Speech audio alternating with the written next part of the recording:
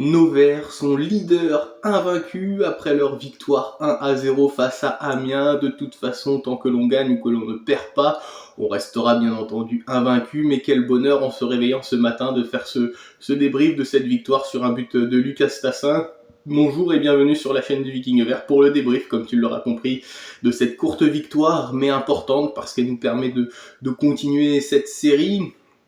Avant d'aborder le match, n'hésite pas à t'abonner et puis à mettre un maximum de verts en commentaire avec des petits cœurs verts pour notre superbe série et cette semaine de 3 jours qui continue bien. On avait gagné face à Reims 3-2 et là on va gagner à Amiens un mardi soir 1-0 et de belle manière je trouve parce qu'on a maîtrisé globalement le match. Moi tout le long du match j'étais persuadé qu'on allait marquer, je ne voyais pas Amiens nous mettre un but, j'avais l'impression qu'on maîtrisait le match, qu'il n'y avait pas grand chose à redire en fait. Je pense qu'à la mi-temps on aurait peut-être pu être à 2-0 pour nous. Il y a eu un penalty d'oublié avec une main de Victor Lobry. Donc ça c'est pareil de pas voir la VAR en Ligue 2. Alors je suis pas un fervent défenseur de la VAR, mais sur certaines actions, notamment dans la surface, je pense qu'elle peut être utile pour éviter ces erreurs-là parce que la main est flagrante. Mais bon, ça n'a pas d'incidence sur les résultats et ça aurait pu en avoir. Et voilà, en première mi-temps, on tape aussi 2 fois les poteaux par l'intermédiaire de Lucas Tassin et pas mal d'occasions. On a Boaké qui en a gâché quelques-unes, mais dans l'ensemble, on aurait dû marquer en première mi-temps et ça n'a pas été le cas. À noter aussi qu'on avait une petite frayeur. Bernauer, en voulant remettre de la poitrine à son gardien, s'est loupé et ça en a profité un joueur amiénois qui a tapé également le poteau. Mais sinon, l'Arseneur n'a pas eu grand-chose à faire hier. Et en deuxième mi-temps, on commençait un peu timidement la deuxième mi-temps. Les 10 premières minutes de la deuxième étaient un peu compliquées. Mais après, on a remis le pied sur le ballon et on a redéveloppé notre jeu. On a eu quelques occasions, quelques situations. Et puis c'est sur un coup franc, Davitashvili tire dans le mur, récupère le ballon et s'infiltre dans la surface, dribble 2 joueurs magnifiquement, à la Zuricho Davitashvili, tire et frappe sur le poteau et c'est l'inévitable Lucas Tassin en renard des surfaces, toujours bien placé, qui n'a plus qu'à conclure de manière peu académique. Ça lui tape à moitié les 2 genoux et après il pousse le ballon sur la ligne et ça fait 1-0 pour le plus grand bonheur des supporters et de notre bonheur.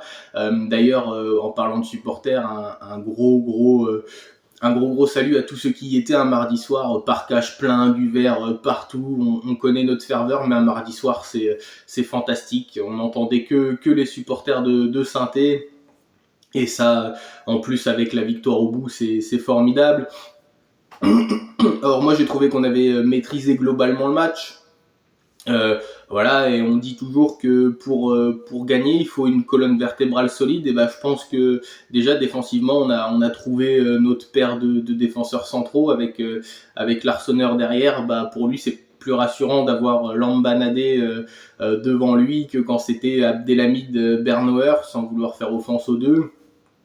Donc voilà, Nadé, Chicolamba, c'est solide, hein, ils ont été présents partout. Michael Nadé nous refait ses petites montées folles. À un moment donné, sur un corner, il est resté aux avant-postes, il décale le ballon, il y aurait pu y avoir eu une belle opportunité. Mais voilà, Nadé, ça fait plaisir de le revoir à ce niveau-là. Et puis Chicolamba, il est serein, solide.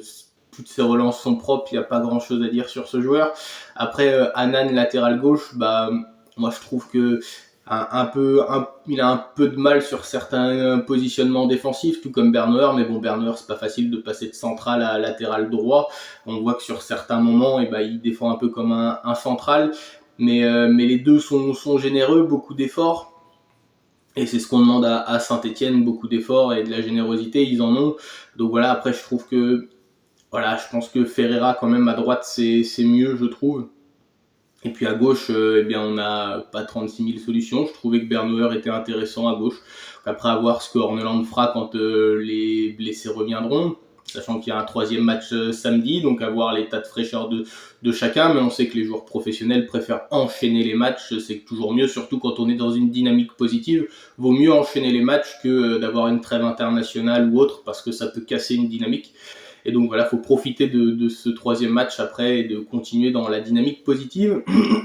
Et puis au milieu de terrain, pardonnez-moi, au milieu de terrain, Eh bien les trois ont fait leur travail. J'ai trouvé Jabber bon, généreux, il court partout de toute façon, mais il fait beaucoup trop de fautes. Je l'avais dit, d'ailleurs si t'as pas vu la vidéo sur Mahmoud Jabber, bah, c'est le moment de te faire un petit comment dire, un petit récapitulatif. Je l'avais dit que ce qu'il faisait en Israël, peut-être qu'en France, il faudra lui dire attention parce qu'il y aura peut-être faute et voire des sanctions plus dures. Et bien, on voit que à chaque fois, c'est souvent faute. Hein. Il met beaucoup d'engagement, beaucoup d'impact, mais eh bien en France, ça passe moins qu'ailleurs, on va dire.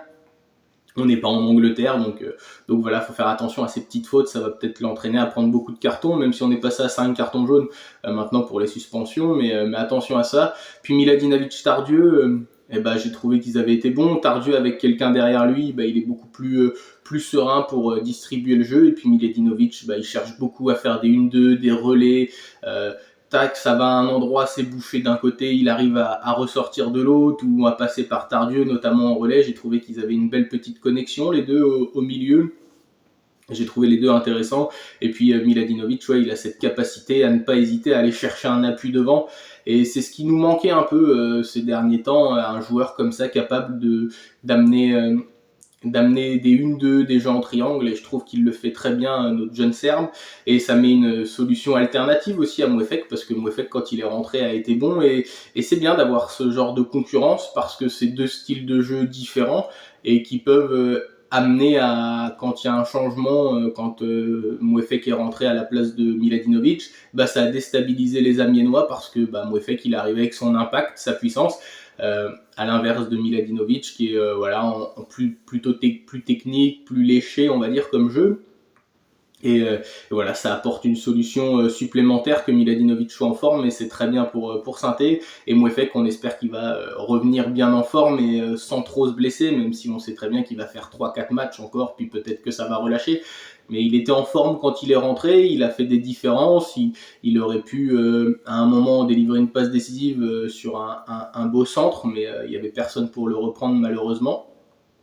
Mais voilà, le milieu de terrain est en place, on a de la concurrence qui s'installe, le jeune Gadek Bekou qui est blessé malheureusement, ça aussi c'est un petit souci, on a pas mal de blessés quand même, malgré qu'on ait étoffé le staff, étoffé le staff, mais on a pas mal de blessés et ça c'est récurrent. Il faudrait que je regarde, tiens d'ailleurs, si on est dans ceux qui ont le plus de blessés dans les clubs de Ligue 2, même s'il faut s'intéresser à nous et pas aux autres, mais ce sera intéressant quand même de faire un petit récapitulatif des blessés, voir sur une saison si on en a beaucoup, qu'on est dans la moyenne ou dans la moyenne basse par rapport aux autres. Et puis devant, on a Davitashvili qui pour moi est l'homme du match, hein, il a été omniprésent sur le front de l'attaque, c'est lui qui a beaucoup apporté techniquement dans l'impact, avec sa vitesse, et puis surtout il a cette technique, ce petit truc en plus sur le but, ce qu'il fait pour tirer sur le poteau, comment il s'amène le ballon, il dribble les deux joueurs. Franchement, il n'y a pas beaucoup de joueurs en Ligue 2 qui sont capables de faire ça. Et Zurico, pour moi, c'est l'homme du match, hein, c'est lui qui débloque la situation, même si c'est Stassin qui marque. Voilà, Zurico, pour moi, l'homme du match. Tiens, dis-moi en commentaire, toi qui es l'homme du match. J'ai vu beaucoup sur les réseaux dire Tardieu. Moi, je mets Zurico. Et puis Stassin qui marque, c'est très bien pour sa confiance. 4 buts. Il confirme, voilà, c'est un vrai buteur, un chasseur de buts. Il est souvent bien placé, il a cette science du placement et il est souvent là où le ballon retombe dans la surface, hein. Ça me fait penser à des buts qu'il a mis la saison dernière, je sais plus où, mais où il récupère un ballon de la tête juste sur la ligne quasiment, après qu'elle ait tapé le poteau ou un arrêt du gardien. Et là c'est un peu le même style, elle tape le poteau et puis lui il est là au bon endroit au bon moment. Et c'est ce qu'on lui demande à notre Lucas Stassassin, comme dirait mon petit frère. Je te fais un petit coucou. Je fais un petit coucou à mon petit frère au passage. Il l'appelle Stassassin parce que oui, il est là pour assassiner l'adversaire au pire moment. Et il a piqué Amiens au moment où on ne s'y attendait peut-être plus du côté amiénois. Et j'étais persuadé qu'on allait marquer. Et ça ne pouvait passer que par lui en fait.